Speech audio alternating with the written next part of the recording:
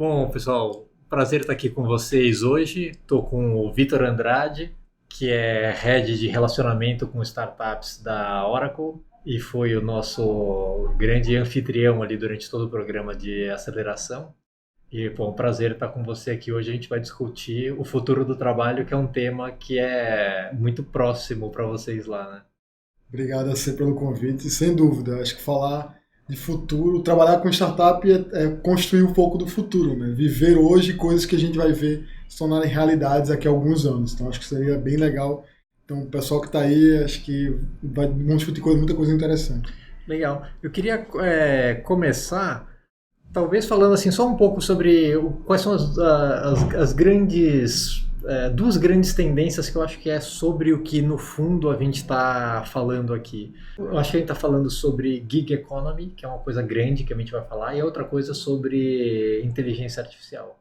E aí talvez existam até outras grandes tendências em cima, como o próprio envelhecimento das pessoas, o fato de o mundo estar se tornando mais velho, das pessoas estarem vivendo por mais tempo, e o impacto que essas coisas todas vão ter no dia a dia. Tem uma coisa que eu queria conceituar antes também, que é um pouco. Quando a gente fala de inteligência artificial, parece uma coisa futurista, uma coisa meio assim, no futuro, como é que vai ser as coisas. Na verdade, talvez é claro que não é só um nome diferente, é um conjunto bastante grande de técnicas e de esforços que estão sendo colocados para mudar uma série de coisas, mas a raiz disso é automação, né? Tão simples quanto isso. Então a gente já vive processos de automação como ser humano há muitos anos, né? E aí a gente tem, eu acho que três momentos assim, sendo que provavelmente a gente está nesse momento intermediário, que eu acho que vale a pena, pelo menos um pouco como eu tenho, como eu acredito e como eu tenho visto em alguns estudos. Falando primeiro que você tem um momento do que se chama de assisted intelligence, né? Que é um pouco o que a maioria das pessoas reconheceria hoje como automação. Né, que é um negócio que ajuda a realizar tarefas repetitivas. Aí entra até a robótica mais simples, ou até as automações que a gente viveu muito na parte bancária e em outras coisas. E aí você tem um segundo momento, que é um momento em que que é um momento emergente, que é um momento em que a gente, algumas das coisas que a gente vive hoje estão dentro desse momento, que é o que se chama de inteligência aumentada, que é quando você tem quando você tem sistemas que ajudam o ser humano a tomar melhores decisões, né? Isso a gente está vivendo e isso é bastante promissor. E o próprio Hanhanitt é um desses sistemas, né? As informações vão sendo coletadas e o sistema vai gerando alertas que o ser humano pode julgar o valor que eles têm e operar de acordo com aquelas informações. São visualizações ou formas de compreender os dados que estão sendo gerados que sem máquina para um ser humano ia ser muito difícil. Primeiro coletar, segundo sistematizar, terceiro visualizar, quarto perceber que aquilo foi importante. Então isso tudo você resolve para o cara e traz alertas para o cara agir pontualmente, mas em cima do julgamento dele. E você tem um terceiro momento, que esse é o momento que parece um pouco mais longínquo, mas que também não é, que é a questão da inteligência autônoma, né? Que aí é quando a máquina, o sistema, de fato assume o papel do humano. Inclusive, sobre essa parte de autônomos, tem o Autonomous Database, né, que foi o grande lançamento da Oracle no Open World. Eu queria que você falasse um pouco sobre isso, porque é meio chocante. Legal, assim, a Oracle, provedor de tecnologia B2B, né, já há 40 anos de existência, o principal provedor de banco de dados hoje no mundo, mundialmente, são mega reconhecido. E a gente precisava também buscou inovar nesse produto que já era muito bem sucedido, usado por grandes empresas do mundo. Então hoje você começa a entender o Autonomous Database, ele podendo tomar decisões sobre aumentar instâncias, diminuir instâncias, de forma autônoma. Ele entender o fluxo que está acontecendo ali e a partir dali ele tomar decisão. Sabe o que me deixou mais chocado com essa história? Foi que, assim, a gente foi bastante noticiado o caso da Equifax, né, que é uma empresa americana de checagem de crédito e informações sobre financeiras, sobre pessoas, e teve um vazamento de dados monstruoso e o CEO foi parar diante do Congresso americano prestando esclarecimentos e basicamente arrebentou a empresa, né? E o vazamento que teve, o patch de segurança que precisaria ter a falha de segurança que permitiu isso, ela já tinha um patch disponível, e o que aconteceu foi que um ser humano decidiu que não era uma boa janela para instalar aquele patch e que isso deveria entrar numa outra janela de manutenção quando fosse ter um downtime do servidor, etc. Não fosse mais conveniente ter o downtime dos serviços para ele poder aplicar o patch.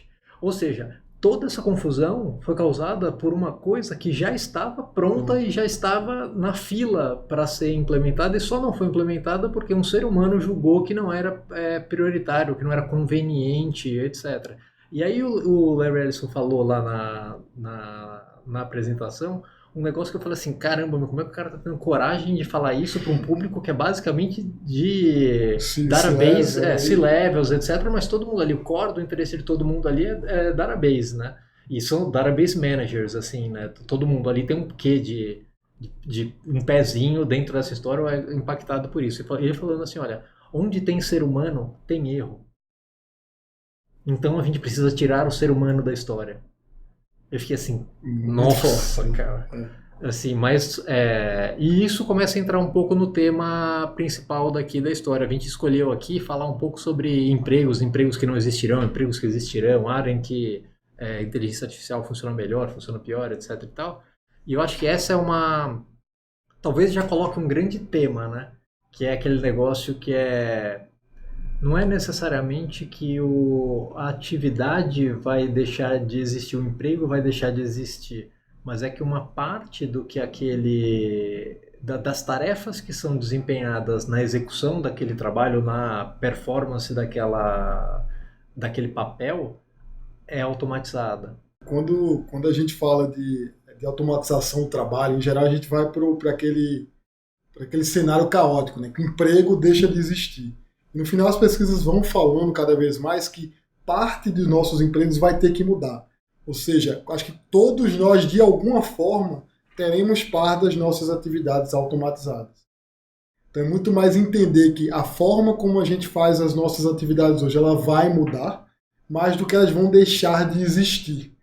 Eu acho que a gente sempre joga para aquele cenário do caos e que agora vai ser só máquina trabalhando. Não, vai ter o ser humano. Só que a forma como ele trabalha vai ter que mudar. Ele entendendo que hoje coisas que ele faz vão deixar de ser feitas por ele, vão ser automatizadas, e coisas novas que hoje ele ainda não faz vão passar a ser feitas por ele.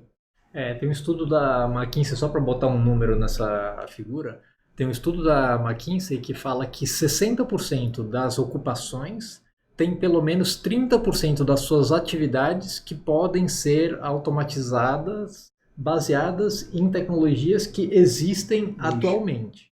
Assim, então, aplicando a tecnologia que está disponível hoje, 30% do trabalho de 60% das pessoas pode ser automatizado. E acho que para dar cor a esse cenário, imagine você que 1/3 de tudo que você faz, pensa agora quantas atividades você faz desde a hora que você acorda até a hora que você vai dormir, quantas dessas hoje já poderiam ser automatizadas. Então, 1/3 do seu dia. Se a gente fala que tem 24 horas formativas, eu estou falando de 8 horas do seu dia vão mudar a forma como você faz isso, seja no trabalho, e aí acho que a gente pode até ampliar de forma, considerando a sua vida como um todo. Isso eu tenho certeza que muita gente já se identifica fazendo atividades que hoje já poderiam ser automatizadas.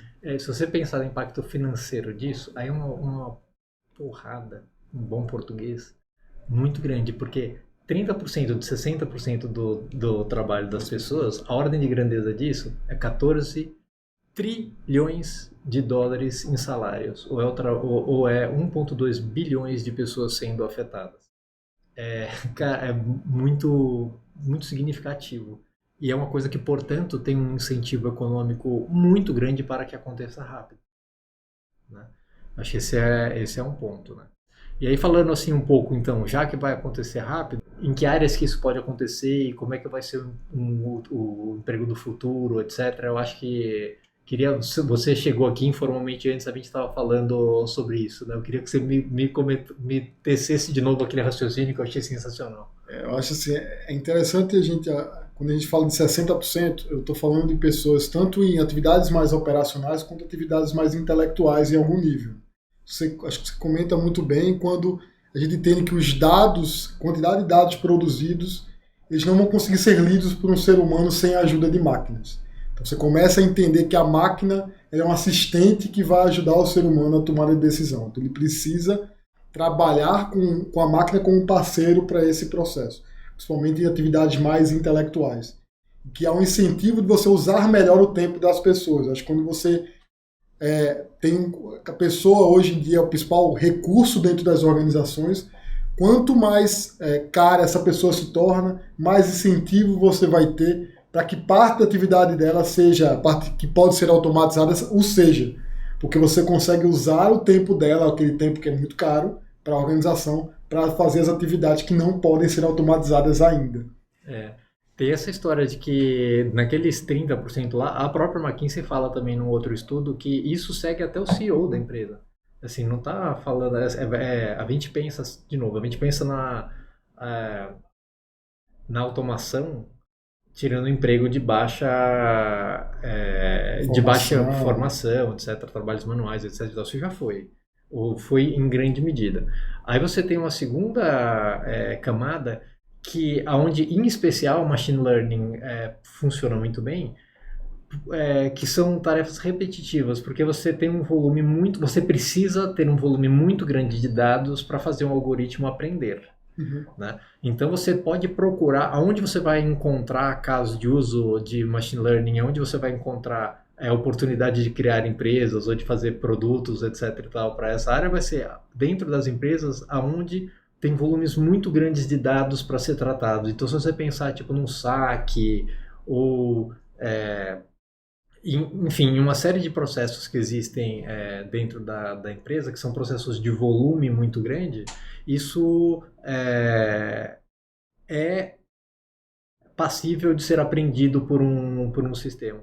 E essas coisas não precisam ser coisas básicas. Vamos dar um exemplo agora de uma coisa intermediária. Eu estava falando com um amigo meu que é auditor. E eu lembro de que quando eu comecei, a minha primeira incursão no mercado de trabalho foi um estágio numa empresa de auditoria. E obviamente, o trabalho era fazer as coisas por amostragem. Então, você pegava as maiores transações que você tinha dentro de um lote de transações qualquer e você ia verificar como que elas aconteceram, etc e tal. E hoje em dia, para começar a conversa, você não precisa de amostragem. Você testa todas. E, by the way, o que você vai testar não são as coisas que a gente testava. A gente testava, tipo, se o cálculo dos juros foi feito corretamente. Hoje em dia você vai procurar outras coisas, tipo, por exemplo, que horas aquela transação foi feita? Por quem que ela foi aprovada?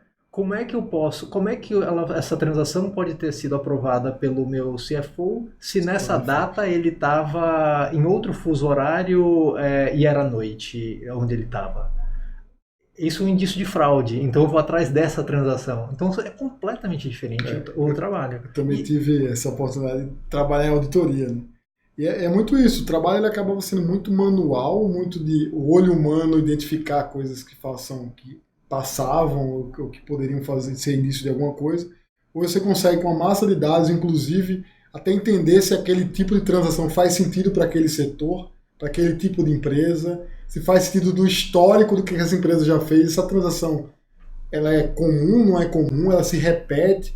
Então você começa a traçar muito mais sinais de coisas que fogem a um padrão, e isso dificilmente o ser humano vai ser capaz de identificar, e você atua o ser humano a partir daquelas informações que ele teve. Você consegue visualizar aquele massa de dados de uma forma que a partir dali eu identifico e tomo uma ação sobre elas. Isso é muito legal, esse negócio que você falou. Agora fazendo um parênteses aqui para trazer uma outra coisa,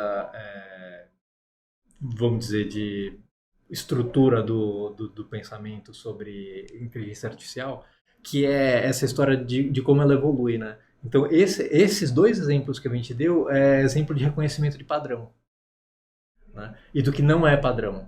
Né? Você achar a fraude no meio da história, ou você achar o comportamento desviante, ou você achar o comportamento dominante dentro daquele negócio. E aí você tem um segundo... Então essa é a camada, vamos dizer, mais básica e mais dominada do campo da inteligência artificial.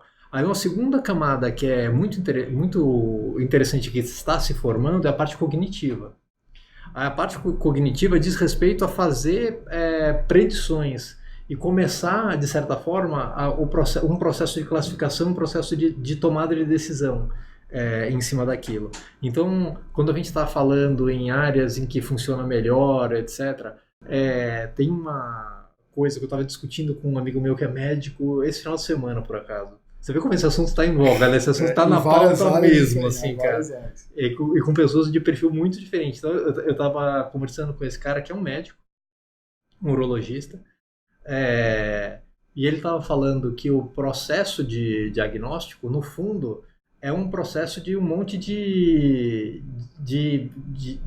ifs, né? Assim, você chega lá, você está se sentindo bem? Não. Você está com dor aonde? Em tal lugar. Você apresenta também febre? Não. Você apresenta dor nas articulações? Você está apresentando uma alteração nos seus batimentos cardíacos? Você apresenta não sei o quê? As suas taxas, vamos ver seus exames, as suas taxas disso, daquilo e tal, como é que elas estão se comportando em relação a como elas eram no passado, e qual que é o seu histórico familiar, e qual que é não sei o que lá, e o cara chega no diagnóstico.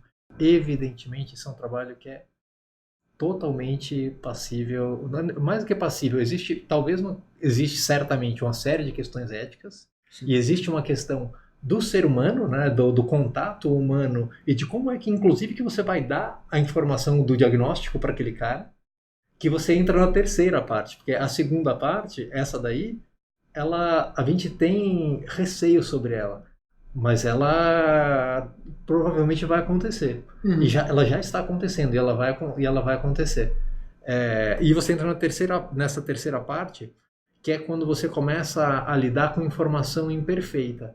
Porque nessa segunda você ainda tem uma questão muito forte da presença do ser humano e da atuação do ser humano do ponto da atuação da inteligência emocional do ser humano em como lidar com aquela situação. Inclusive porque existem informações imperfeitas. Então, na primeira fase, vamos dizer, estou pensando até um pouco no mercado de trabalho também, pressão sobre o mercado de trabalho. Primeira fase, quando você está fazendo reconhecimento de padrões, você tem uma pressão muito grande sobre o STEM, né? Sobre estatística, tecnologia, matemática, ciências em geral, como pressão de mercado, né? Precisamos de mais engenheiros. Aí quando esse trabalho está feito, você passa para uma segunda parte que precisamos de mais seres humanos no melhor sentido da palavra. Precisamos de mais inteligência emocional, porque a gente precisa conseguir lidar com a informação imperfeita, que é como é que esse paciente vai reagir com o diagnóstico que eu vou dar para ele. Provavelmente a máquina ainda não é a melhor resposta. Com certeza não é hoje e talvez nunca. Mas assim, esse é um caso bem evidente de um lugar que seria altamente inadequado aparecer um pop-up na tela falando você tem X. Tome este remédio e siga este protocolo. Vai. Seria bastante inadequado. Dificilmente poderia pensar uma coisa pior para acontecer do que isso, embora o diagnóstico possa estar perfeito e ser 10 vezes melhor, e provavelmente melhor e 1000 vezes mais barato e mais acessível, portanto, às pessoas, e aí cria esse dilema, né? Porque se ele é melhor, ele é mais barato e ele é mais acessível, ele não deveria estar disponível? Mas você tem essas questões, que não é necessariamente desejável. Nesse contexto, naquela lógica de que parte das atividades são automatizadas, o papel, no caso do profissional de saúde, ele muda de ser o cara que vai fazer o melhor diagnóstico, porque ele vai ter mais ferramentas para tomar essa decisão, ele vai gastar menos tempo para fazer o diagnóstico, mas ele precisa entender esse lado emocional de como fazer essa interface com o paciente que está do outro lado.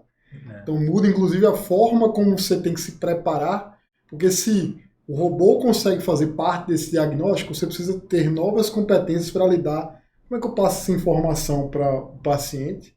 quando o diagnóstico já foi dado, boa parte dele, com base em padrões. É como se você começasse a entender que determinados indícios formam uma jornada de um paciente que tem determinada doença. Então você começa a buscar, tem todas as questões éticas envolvidas, de que várias informações de vários pacientes levam a tornar o diagnóstico cada vez mais preciso. Então quando você faz aquela jornada, provavelmente você está com aquele tipo de doença. Você consegue, com uma base histórica, ir trabalhando para chegar numa jornada de que é um cara com aquele determinada doença, por exemplo. E aí você começa a entrar nessa fronteira da máquina tendo que lidar com informação imperfeita, entre elas, inclusive, o comportamento humano, que você chega nessa área que está entre a distopia, uma coisa mais sombria, uma coisa esquisita, e que, embora exista e seja bastante explorado em livro e filme, parece que não é o que a maioria das pessoas acredita, né? A maioria das pessoas hoje em dia trabalha com a ideia de que isso é uma coisa muito excitante, muito legal, e isso vai tornar o mundo melhor. E eu acho que acho que o ser humano vai ter sabedoria para aplicar isso de uma forma construtiva, né, e produtiva para a humanidade. Vamos ver, né? Isso remains to be seen. E aí, então né? passa muito pela essa ideia de ter mais dados para tomar decisão. E aí você, ao menos, você corta parte daquele desafio, né, de tomar uma decisão quando você traz esses dados e apresenta de forma talvez mais simples. Então acho que outra coisa que é interessante do processo de automatização passa por simplificação. Então você começa a tornar todos os processos que na prática são muito complexos, eles se apresentarem ou eles entregarem um resultado de forma simples. Então todos os algoritmos que rodam ali por trás, que são mega complexos, eles têm que entregar do outro lado a informação simples de ser consumida. Então aí talvez é o grande pulo do gato, o grande segredo, é transformar algo muito complexo em algo mais simples para ser digerido. E esse é justamente o ponto em que o ser humano é insubstituível, né? Que é quando você traz a ideia da criatividade, da empatia, da capacidade, e mesmo assim uma série de valores assim e não sei se são valores, mas de comportamentos humanos, por exemplo, o que a gente fala muito aqui, o empreendedorismo, né? Isso é um ímpeto do ser humano. A máquina não vai ser empreendedora, né? Você tem um ânsia de empreender, será? Pouco provável, né? Parece pouco provável.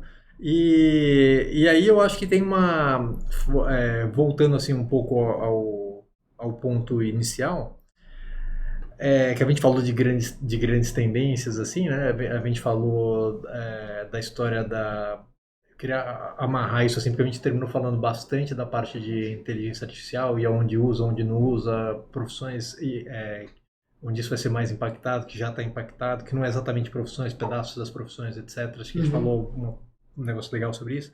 Mas acho que tem uma coisa assim, que é da dinâmica do mercado de trabalho, que é a história da gig economy. E eu acho que essa história liga um pouco também com o envelhecimento da população e com o planejamento de carreira e com a busca de habilidades, né? A gente estava... tem um dado super interessante que, assim, hoje nos Estados Unidos, 50% das pessoas, 50%, metade das pessoas já tem mais de uma ocupação, né? Quando não muitas ocupações, ou quando a ocupação do cara não é ter muitas ocupações, né? Que o cara realmente ele é freela, ou ele trabalha num negócio meio período e no outro meio período ele é freela, inclusive com profissões, com coisas muito diferentes, o que é uma coisa que a gente fala nos Estados Unidos como se fosse uma coisa muito mais desenvolvida, mas, por exemplo, tem um amigo que é chileno e ele estava falando que no Chile, talvez por uma questão completamente diferente de mercado, que é justamente por talvez não ter nem, o mercado ser tão pequeno que talvez não tenha nem escala para, tipo, ter um profissional de não sei o que dentro de tal da empresa, esse mesmo cara, ele trabalha numa empresa por meio período fazendo uma coisa, e ele tem uma segunda profissão, um segundo trabalho que ele faz numa outra empresa. Então, vamos dizer, o cara trabalha na RH de uma empresa de manhã e ele trabalha como coordenador de vendas na outra empresa à tarde. O que é uma coisa que para nós assim ainda soa muito estranha, né? Mas e eu acho que isso chama um tema que eu queria que você falasse um pouco a respeito, que é o fato de que, como as coisas estão mudando muito, e as habilidades das pessoas as habilidades demandadas pelas empresas estão mudando muito, você passa a não conseguir carregar elas mais dentro da sua folha de pagamento. Né? Então, as pessoas que você tem dentro da empresa talvez sejam grandes orquestradores de outros recursos que estão por fora. Né? Acho que a ideia da gig economy é você entender que as competências que a empresa precisa hoje, elas precisam ser um misto entre aquilo que você tem dentro de casa, que muitas vezes são o core ou aquilo que precisa para orquestrar tudo isso, e você buscar fora da sua empresa as outras competências. E quando eu digo fora, pode ser fora na sua cidade, perto de você, no seu estado, e muitas vezes até em outros fusos horários. Então você consegue dar uma escala de negócio quando você busca competências que podem faltar às vezes no seu mercado local, mas que podem estar em abundância em outros mercados. Então você tem que meio que entender que, como empresa, a ideia de ser uma empresa brasileira, americana, japonesa, como espaço, localização física, ela começa a ser cada vez mais fluida quando as competências podem estar espalhadas pelo mundo todo, embora eu tenha uma sede física. A gente pode até questionar até que ponto a gente também vai deixar de ter uma sede física daqui a alguns anos, mas ela é fisicamente em algum lugar, mas os seus profissionais estão espalhados pelo mundo. Isso é bem legal, porque aí cria... tem uma palavra aqui que é Digital Conductor, né? E que diz respeito um pouco, eu acho que tanto a ideia de você ser um orquestrador da tecnologia dentro da sua própria vida, né? A quantidade de coisas diferentes que você pode utilizar como ferramentas para tornar isso possível.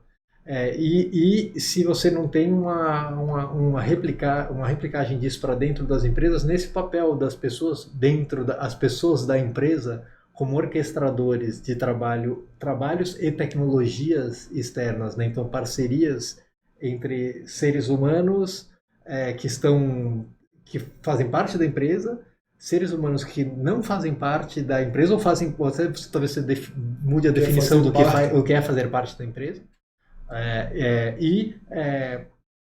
Tarefas, produtos, softwares, serviços, o que quer que seja, que são montáveis, né, dentro da economia das APIs também, né, que é das interfaces de programação e a possibilidade de você ligar diferentes softwares, diferentes pedaços desse quebra-cabeça para produzir um determinado resultado, e isso em si ser uma habilidade, né? E aí você também chegou, queria que você falasse um pouco sobre isso também, cara, que foi bem interessante. Sobre a visão da faculdade nessa história toda. Eu acho bem, bem interessante quando a gente fala de automatização do trabalho, futuro do trabalho. Em geral, isso rebate sempre em falar de educação, sistema educacional, como a gente funciona hoje. E a gente começa a entender, nesse contexto, qual o papel de uma universidade que normalmente, uma universidade, uma escola, ou seja, uma instituição educacional tradicional hoje, que ela foi pensada numa grade horária ou em disciplinas, foram pensadas há 10 anos, você entra na faculdade hoje, você passa 4 anos, quanta coisa mudou enquanto a gente estava na faculdade. E eu sempre passo para discutir não só o papel da instituição de educação, mas também qual o seu papel como profissional e responsável pela sua carreira nesse contexto que as coisas mudam. Ou seja, você não pode mais ver em uma fonte só a sua fonte de formação, quando essa formação está sendo mudada ao tempo todo. Tem um conceito importante que eu acho que casa nessa história, que é o lifelong learning. Né? Você passar da ideia de que você vai ter uma carga inicial de informações na faculdade e você vive com ela, com pequenas atualizações ali ao longo da vida, para a ideia que você tem lifelong learning, que você nunca para de aprender, para a ideia de que você orquestra isso, né? Porque na verdade não tem um currículo, não tem uma grade curricular, então você vai ter que montar isso da sua cabeça. O que você precisa aprender e como que você vai aprender para conseguir realizar as tarefas que você precisa ou quer realizar. E aí você entra esbarra em dois conceitos interessantes. Um nessa ideia do retooling, ou reskilling, né, as pessoas ao longo da vida, que embute a ideia de carreiras seriais, né, que é você, ao longo da vida, a maneira que você vai executando o trabalho e as habilidades que você vai aprendendo se modificam tanto, e os seus interesses, né, se modificam tanto, e talvez as demandas do mercado também, etc., permitindo que os seus interesses possam ser realizados de forma economicamente viável e produtiva, que você passa a ter diversas carreiras ao longo da vida. E que muitas dessas carreiras, elas não foram determinadas pela sua formação, seja na universidade. Então é interessante a gente imaginar que ainda hoje acho que a gente discute que aos 17 anos, quando você passa na universidade, você decidiu a sua carreira. Isso não faz mais sentido falar que a carreira foi decidida naquele momento. Talvez você até decidiu um caminho inicial pelo qual você vai trilhar, mas que em boa parte dos casos esse caminho vai mudar. E você tem que permitir-se mudar nisso.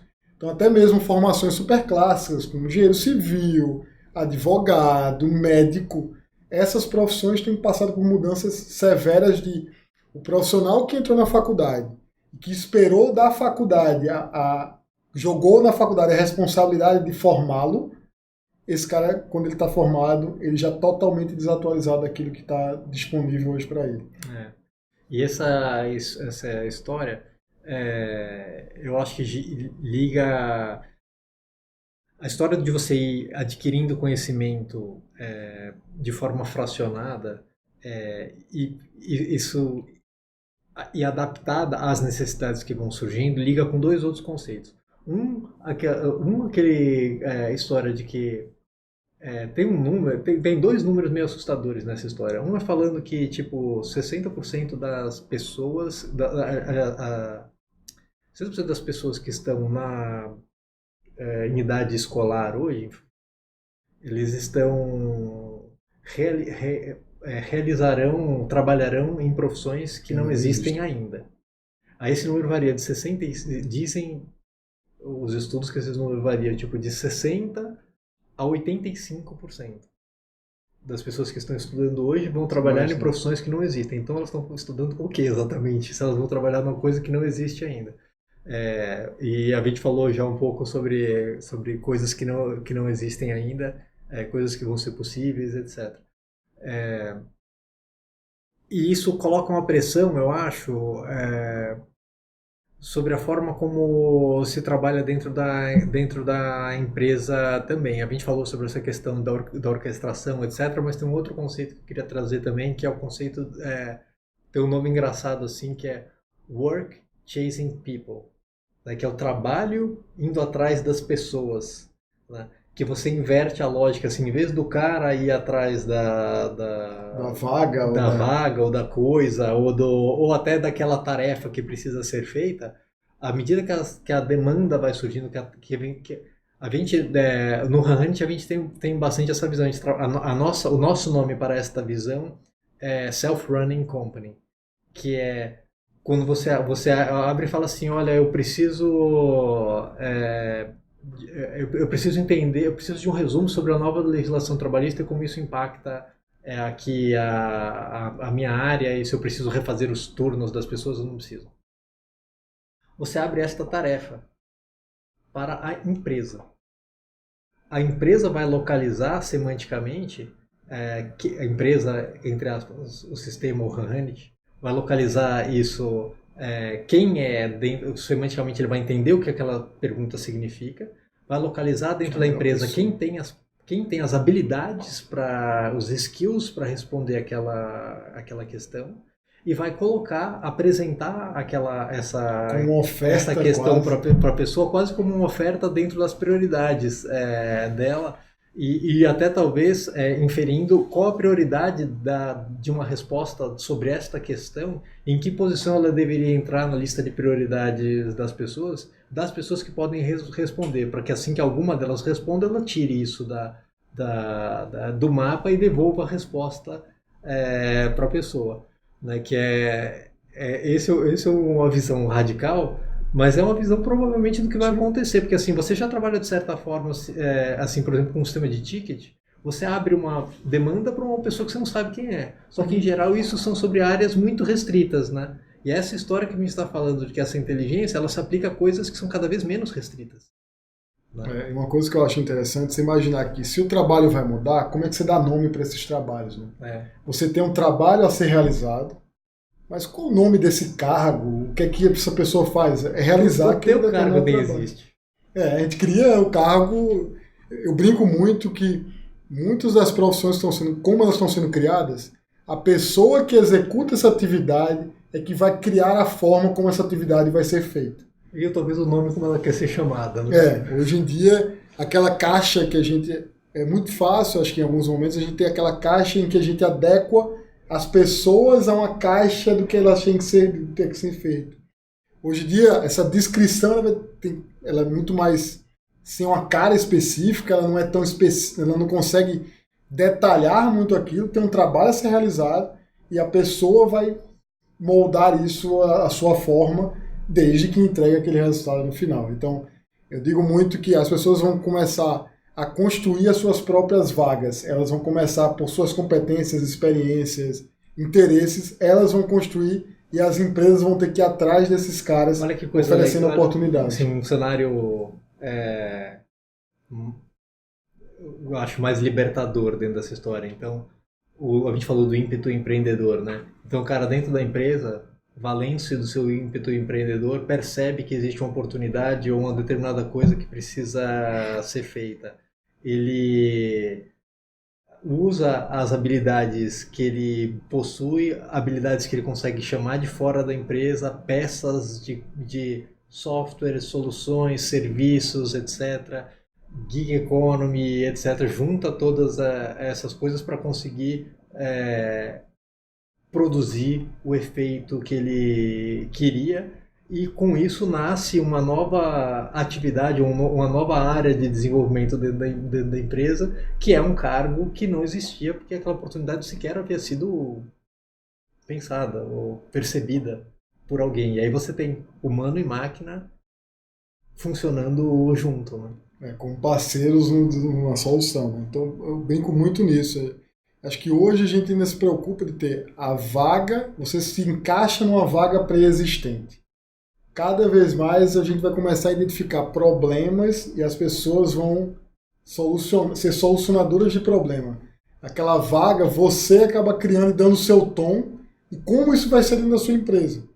Então é muito fácil você dizer, tem um departamento de marketing, um departamento de vendas, Essas fronteiras começam a ficar muito fluidas, então o profissional não é um profissional que faz uma atividade tão específica, ele acaba tendo que transitar por várias atividades para resolver um problema. E você começa a entender que os times, quando antes funcionavam como áreas separadas, no final são times com competências diferentes que se monta um novo time para resolver aquele problema. Então, marketing, vendas, customer success, no final você vai montar grandes times para determinados jobs, determinadas atividades, usando competências diversas. Então, aquela fronteira entre, isso aqui é da minha área, isso aqui é da sua área, começa a não fazer muito mais sentido. Você tem áreas que são muito mais fluidas, ou seja, é um fluxo que acontece e que, eventualmente, vai buscar competências que são diversas para resolver aquele fluxo, para participar daquele fluxo. E que entra, de novo, a história do in the moment learning, que aí você percebe que você não sabe fazer aquilo, você busca aquela pílula de informação que você precisa sobre aquele negócio, aplica e produz um determinado efeito. E isso vai ser o resto da vida. Então você vai ter que... A gente volta aqui no tema do retooling, do reskilling, e de uma coisa que eu acho que amarra bem assim para a gente, já que o nosso tempo está acabando, para a gente encerrar isso com uma visão bacana, que eu vi uma frase que eu achei muito pertinente em alguns desses relatórios aí, falando sobre o impacto de tecnologia, o impacto da inteligência artificial, da automação, da redução dos empregos, etc. e tal, e o cara fechava a história falando assim, protect people, not jobs.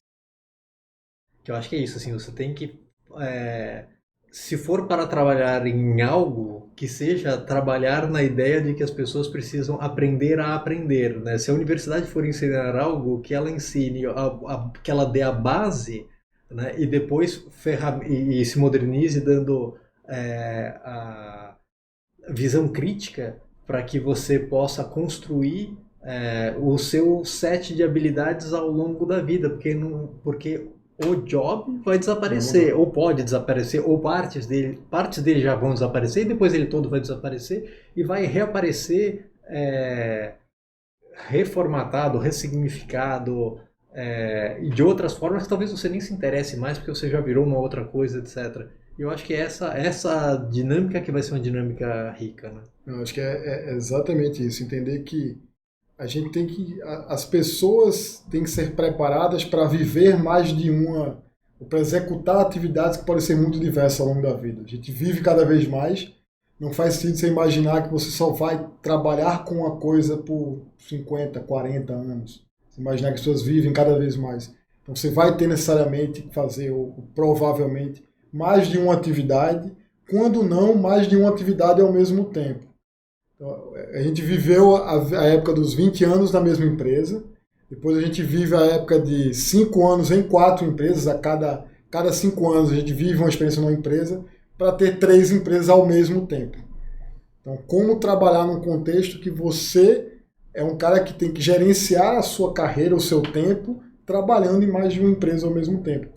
Como eu me relaciono com o trabalho, como eu me relaciono com meus colegas. Então, toda essa experiência também de trabalhar numa determinada empresa, ela vai ter que mudar. Né? Os CEOs que hoje são responsáveis por negócios têm que considerar um trabalhador que vai estar fazendo mais de uma coisa ao mesmo tempo.